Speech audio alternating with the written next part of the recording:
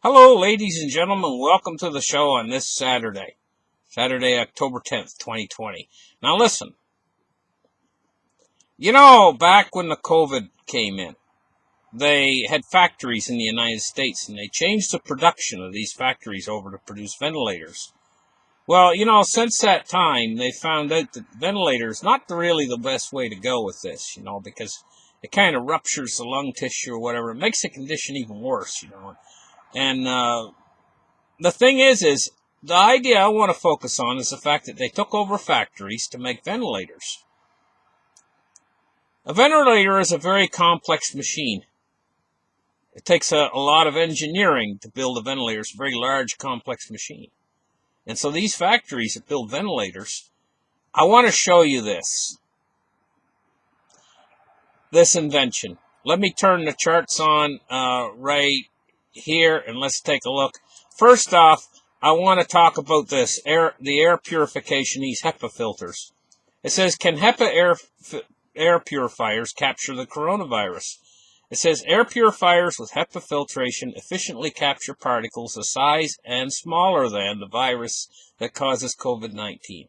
And many readers have asked whether air purifiers can help protect against infection. The answer is yes, in theory. It remains unclear how much particle impact the machines could have, dating back to April. Now, see, what they're really talking about is these large HEPA machines that are in rooms that'll do a whole room or whatever. Can it capture the virus? And the fact is yes, but that air has already been filled with viruses.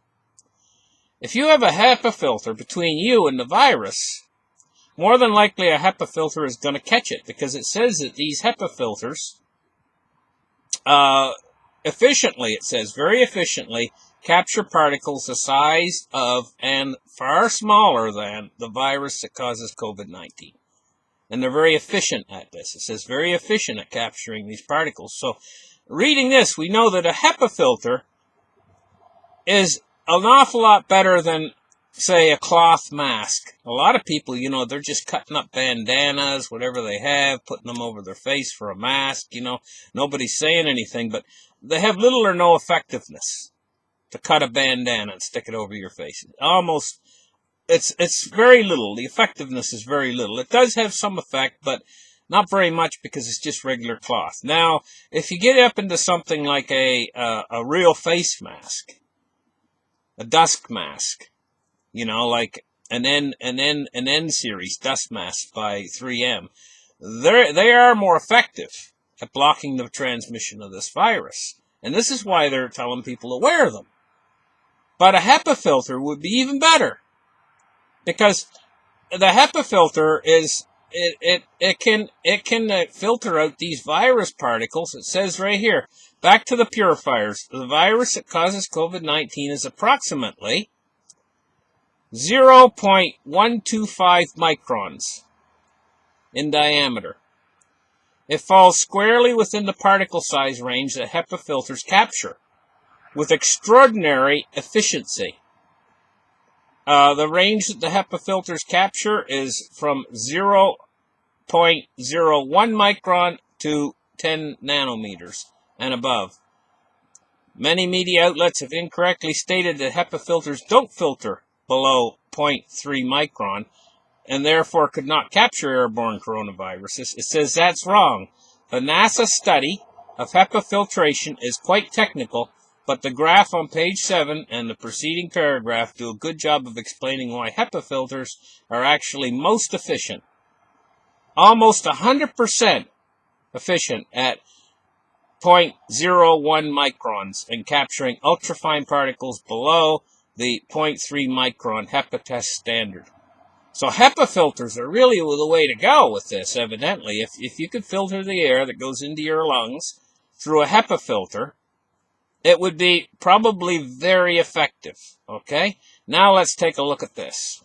Here's a device, and I'll show you a close-up picture of it that they're selling online. A manufacturer right now is selling these devices online. This device is extremely lightweight. It's made out of very durable fabric and a plastic lens. And built inside this device is fans. Now, I think the fans are right down here at the bottom, just below his chin. See that little square thing right there? I think that's the fan. And I think there's another one on the other side.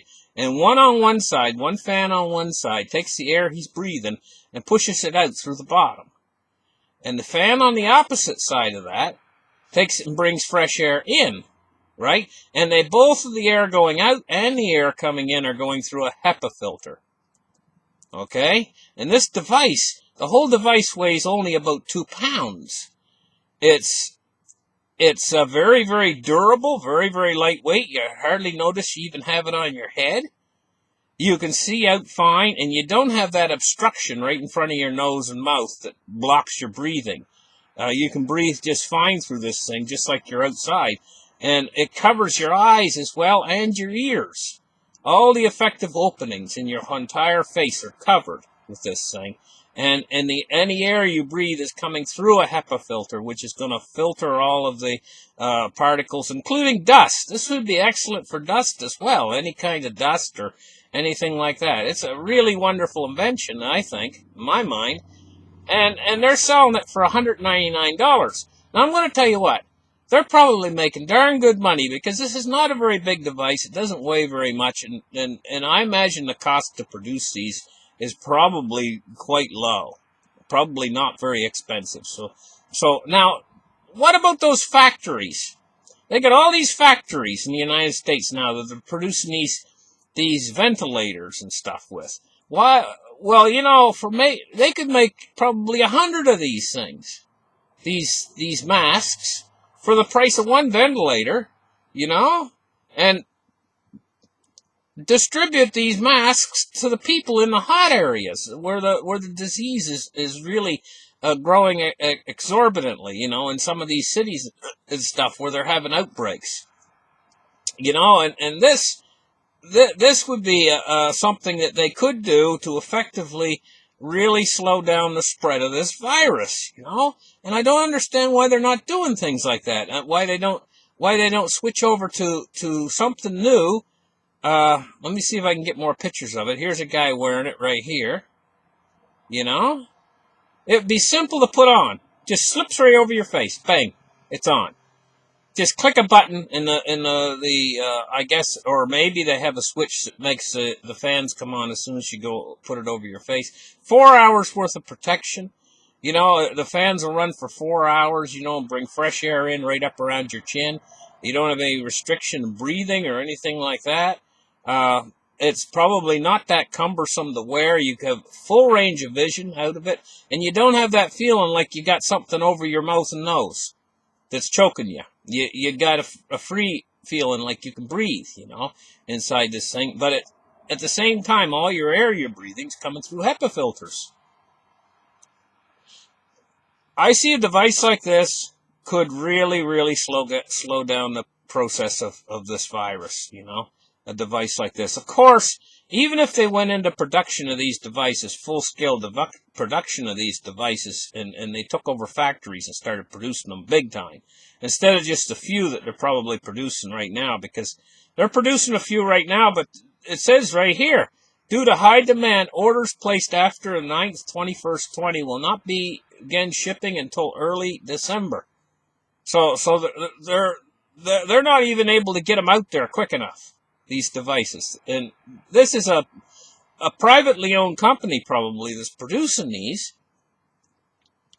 Why can't the big shots out there, they're supposed to protect us from this virus, start producing something like this to help us? You know? Something that we could wear and we could really be effective at stopping this virus. Why do they have to sit on their arses? I mean, this is just a simple little thing. I mean, it probably only weighs less than 2 pounds. It's just made out of fabric and a bit of clear plastic hood that they can mass produce. They could mass produce these things by the millions if they get onto themselves. So I wanted to show this to you guys, that this is an invention of people that are outside what's the supposed bubble of experts. Experts like Fauci and all these experts out there. who are really experts like the World Health Organization and stuff, we're really not really getting anywhere with this. You know, and they're supposed to have all the money and power behind them. Well, we got these little entrepreneurs that are probably operating on a shoestring budget who are doing something effective for a change. You know? Of course, they're doing it because they want to make money, but, you know, the big shots out there with trillions of dollars that they're spending, you'd think, and this little company is probably operating off of a shoestring, and they're doing something. And these big guys who've got billions and billions of dollars at their disposal aren't doing nothing except making ventilators, and the ventilators, they put it on a person with COVID, and it's going to make them go all the quicker. You know, wouldn't it be better to stop it before somebody even has this disease with a simple device like this? Couldn't the government, if an entrepreneur can do this good and make a device this small and lightweight, I would think that the government could possibly do one better and make it even lighter weight, smaller, and even more efficient and easier to wear, and mass produce them and get them out there to the public. Anyway, that's about all I got to say in this show. I hope you guys enjoyed it, and you can see that there are people out there who are taking this serious, and they're buying these, you know, and they're people that maybe they're a smoker or something, or maybe they're a person that's 80 years old and they want to go to the shopping center and they don't want to catch COVID. This will effectively probably be able to stop COVID because of the HEPA filters. And it looks to me, see that little square thing around the chin right there? Kind of like a little square bulge at the chin behind the fabric. That's probably the fan, and there's one on each side. And those fans operate probably on batteries. It's supposed to run for 4 hours. Those fans are running the air directly through a HEPA filter. And plus, they get the filtration of the fabric on the outside of the HEPA filter. So it's being double filtered through the fabric, which probably wouldn't do a lot, and then the HEPA filter in behind it, you know. I'm going to tell you guys what.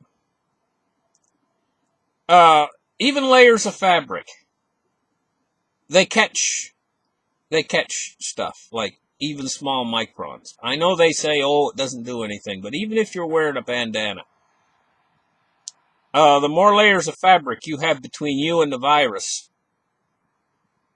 the better. Like, if you were to carry this to extreme, and say a guy had 300 bandanas on, well, it would stop it. It would stop it all. It would stop everything, you know, because every time it passes through a layer, it's like a little bit of them get caught.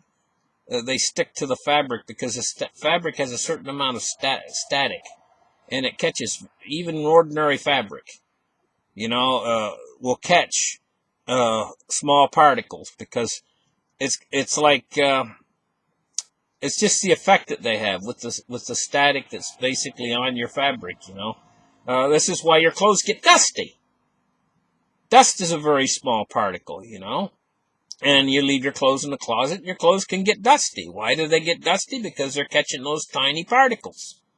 That is what dust is. That's what dust is tiny particles. Of course, virus particles are probably a little bit smaller than dust. They're a size you can't see. But still, you know, they cling to things like fabric. And so when you draw air through fabric, there's going to be a certain amount of the particles get stuck. Whether it's enough to stop you from catching it, we don't know. But we do know that we've read to you right here that a HEPA filter really stops those particles big time, because that's what it's designed to do. Anyway, thank you guys for listening. Like and subscribe. Give me a thumbs up. We'll catch you guys in the next show. Bye-bye.